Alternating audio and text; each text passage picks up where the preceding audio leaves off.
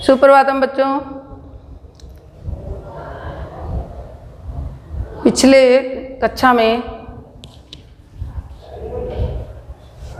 आपने गोपिकाओं द्वारा दिए गए जो उलाहने थे उसके विषय में पढ़ा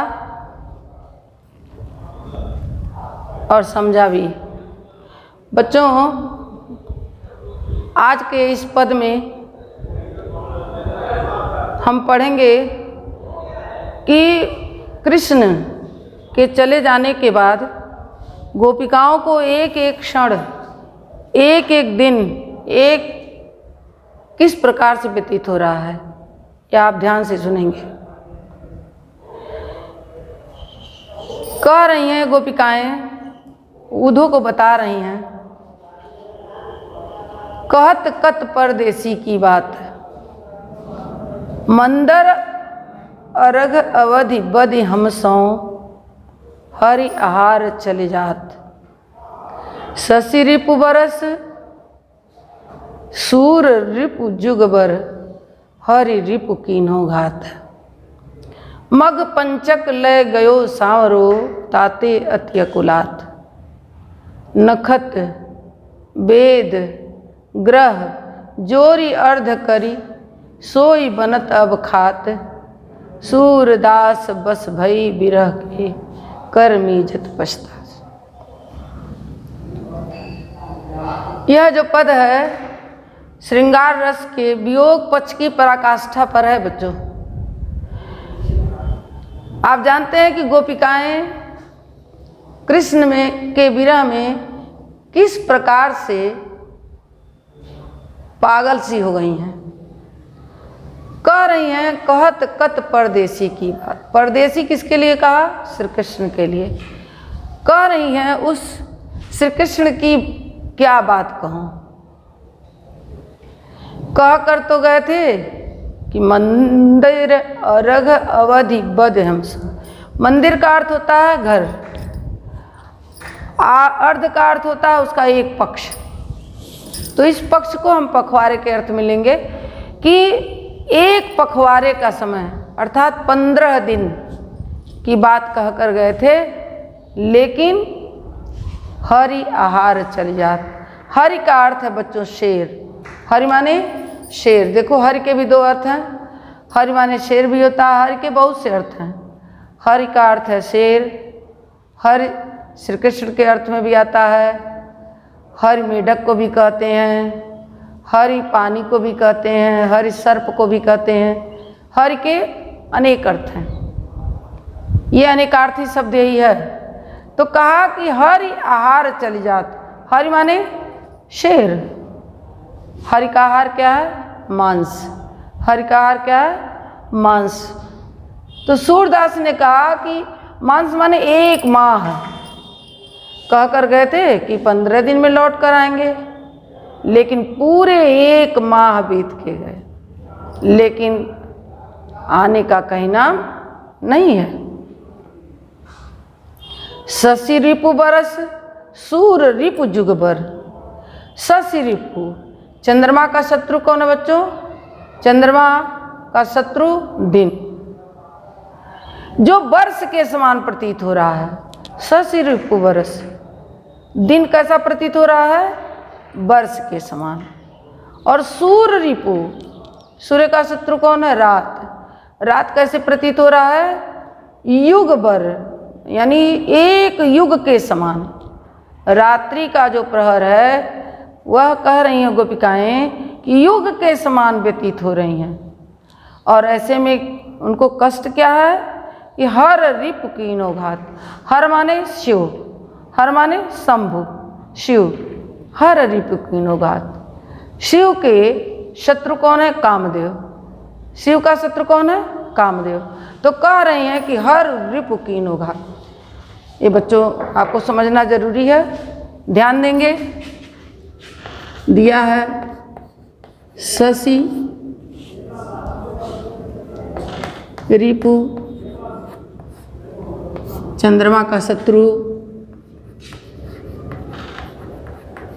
चंद्रमा का शत्रु। दिन, शशि रिपु, सूर्य रिपु, सूर्य रिपु,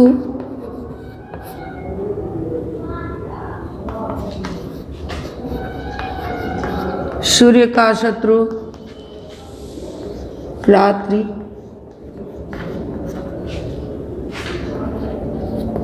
हर रिपु, हर माने शिव, रिपु माने शत्रु,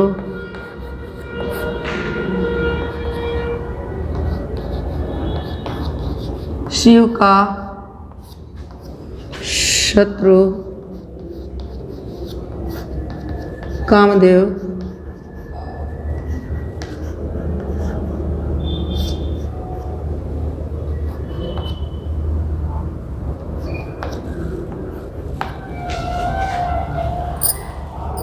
समझ में आ गया हो बच्चों।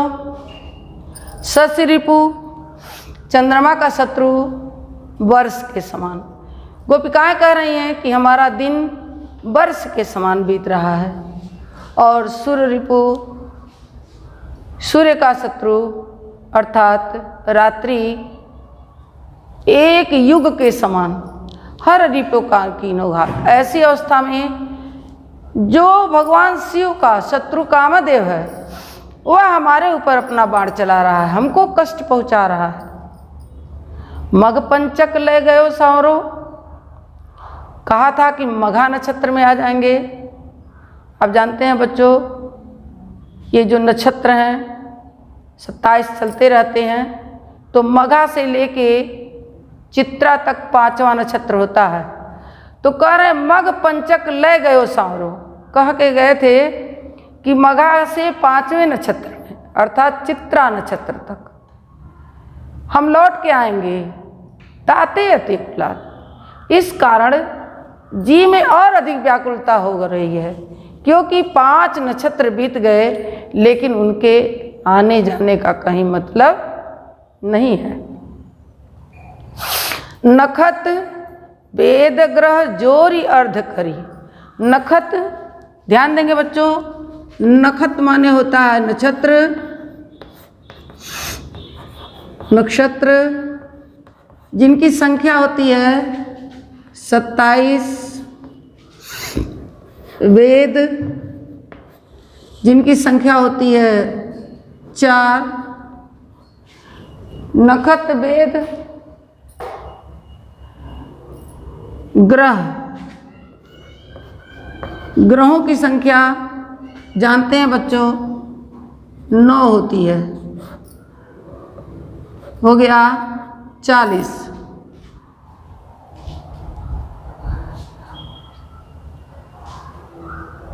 कह रहे हैं कि नखत 27 नक्षत्र, 4 वेद के अंक हैं और ग्रह 9। गोपिकाएं कह रहे हैं इनको जोड़ दीजिए, अर्ध करी और इसका आधा कर दीजिए। जब इसका आधा कर देंगे तो हो जाएगा 20। 20 माने 20। करे सोई बनत तब खात।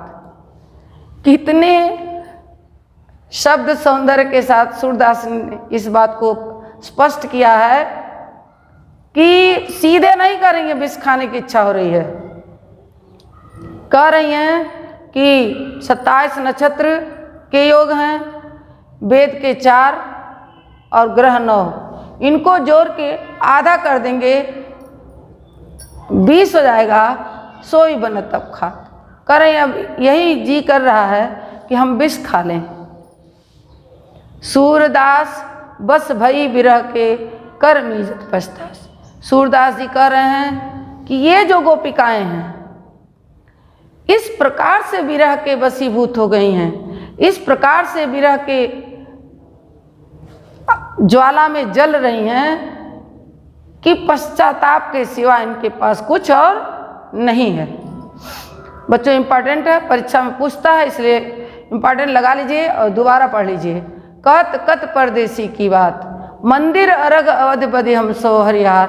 कहा कि उस परदेसी की क्या बात कहें जिसने आने के लिए कहा था कि परसों आएंगे, लेकिन 1 माह बीत गया, लेकिन कहीं उनके आने का नाम नहीं है। जिसके कारण क्या हो गया है, उसके फलस्वरूप नहीं आने से क्या क्या कठिनाई हो रही है कि चंद्रमा का जो शत्रु दिन है वह वर्ष के समान बीत रहा है, रात युग के बराबर बीत रहा है, और जिसके कारण से कामदेव इनको बार बार अपने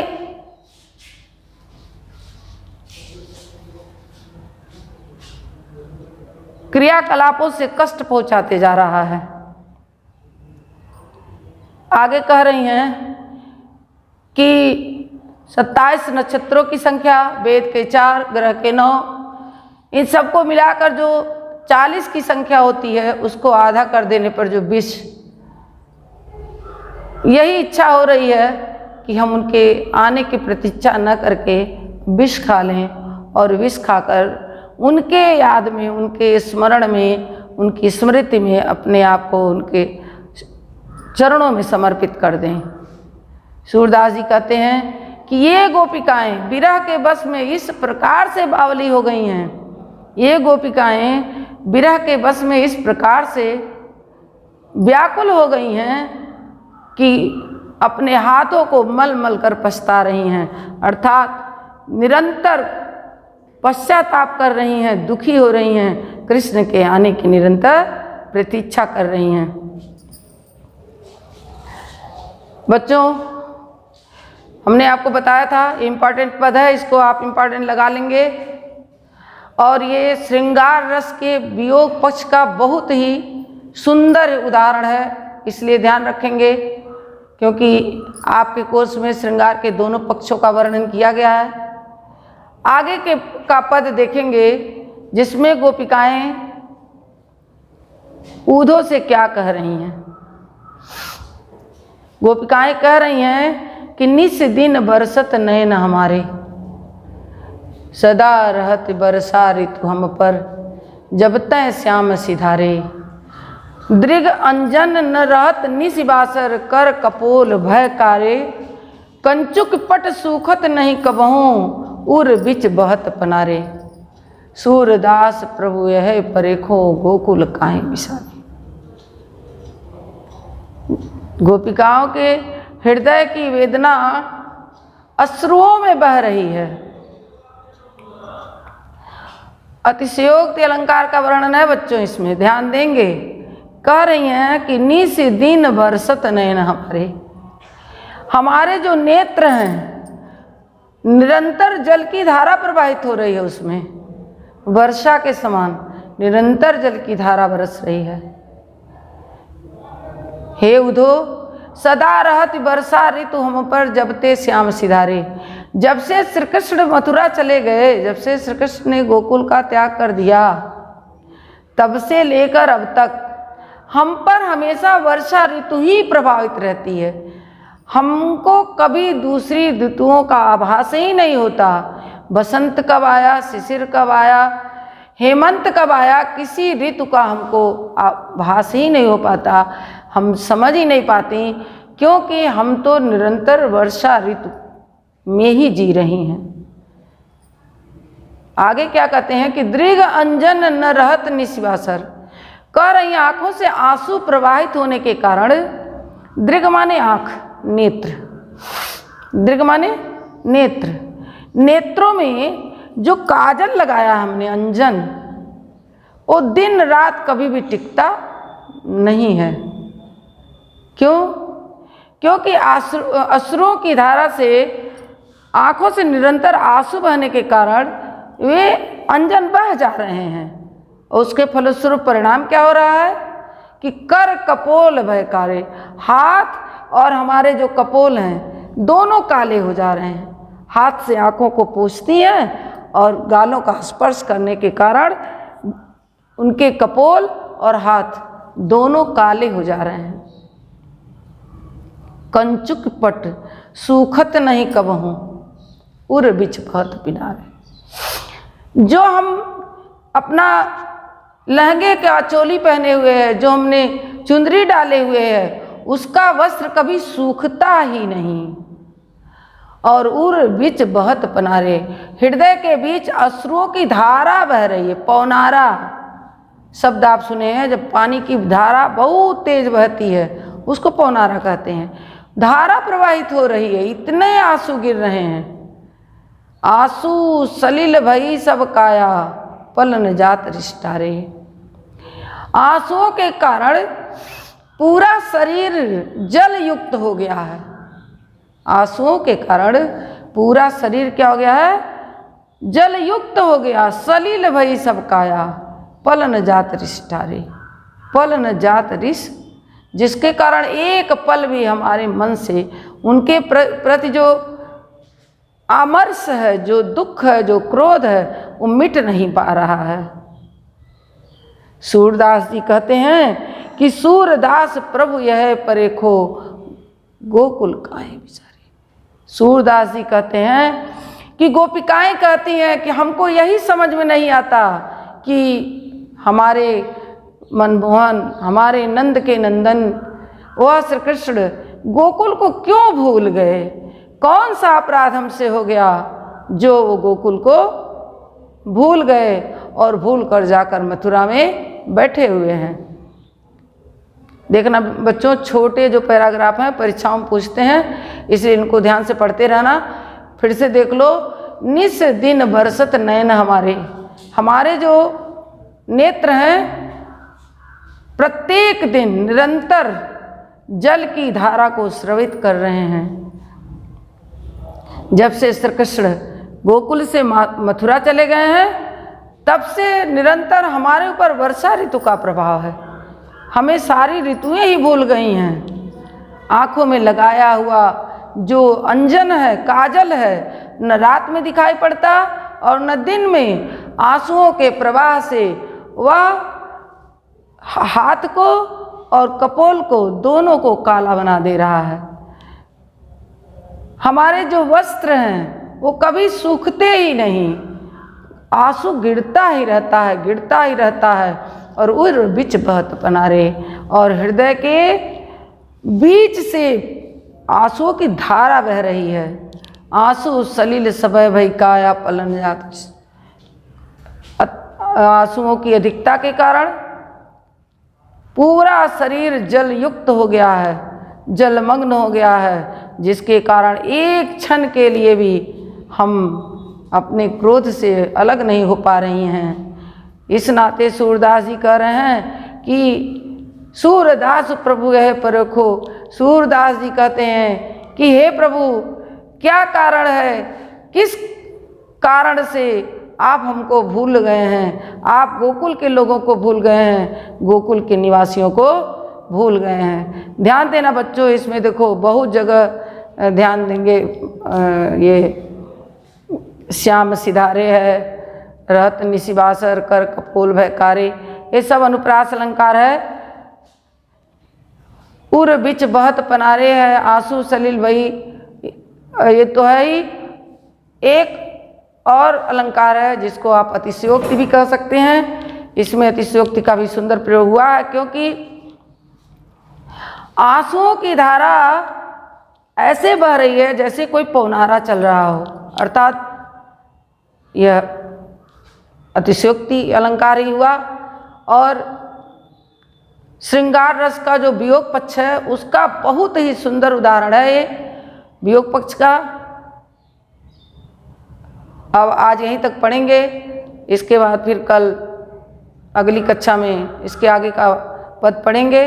जितना पढ़ाया गया है उससे आप पढ़ेंगे, दोहराएंगे, याद करेंगे, समझ में नहीं आने पर पूछेंगे।